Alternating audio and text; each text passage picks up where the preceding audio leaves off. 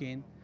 ئێمە لەبەرەوەی کوردستان کارخانە زەبەلاحەکانی تیانە لە ئاستی دنیا، ئاستی ژینگە لە چاو وڵاتانی کە ئاستێکی باشی هەیە، ئەو باش ڕاگررتنەی وەزیفەی هەموو لایەکمانە. لەبەرەوە بەڕاستی وردە وردە ئەگەر وریای ژینگەی کوردستان نەبین ژینگەکەمانەکەوێتە مەترسیەوە، بەڵام بە هۆشیاری خەڵک بە پشتیوانی خەڵک بەو تیمەی کە هەیە لە هەموو چین و توێژەکان کە هەڵمەتێکیان هەیە بۆ ئیشمان لەسەرەوە کردووە لەگەڵ هەموو وەزارەتەکان، هەموو دەستگاکان، هەموو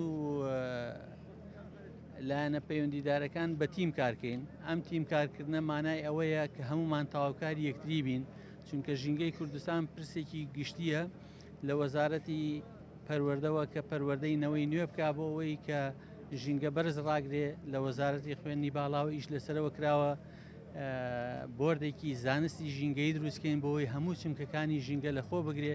ئیشمان لەسەر ئەوە کردووە لە ڕێگەی وەزارەتی ئەوقافەوە زانایانی بەڕێزی ئیسلامی لە مزگەوتەکانە هاندانێکی باشکەن بۆ خەڵکی کوردستان، و ئیشمان لەسەرەوە کردووە لەسەر وەزارەتی ئاوەدانکردنەوە کە چۆن بتوانرێت لە بەرنمەکانی خۆیان ئیش لەسەر ئەوە بکات لە هەموو کۆمەلگەیەکی نیشتە جێبوونە لەگەڵ وەزارەتی شارەوانی چۆن بتوانین لە سەرەتاوە خاشاک لە ماڵانەوە بەجیاکراوی کۆ بکرێتەوە، پاشان بەکار بهێنرێتەوە بۆ ئەوی کوردستانی خۆمان شوێنێکی پاک نەکەینەوە، شوێنێکی پیس بێ، بتوانین لە ئاستێکی پێویستە ئیشکەین.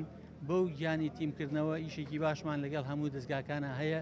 ئینشاءڵڵا بە پشتگیری یەکدەنگی خەڵکی کوردستان ئەتوانین ئەو پلانانەمان جێبەجێ بکەین.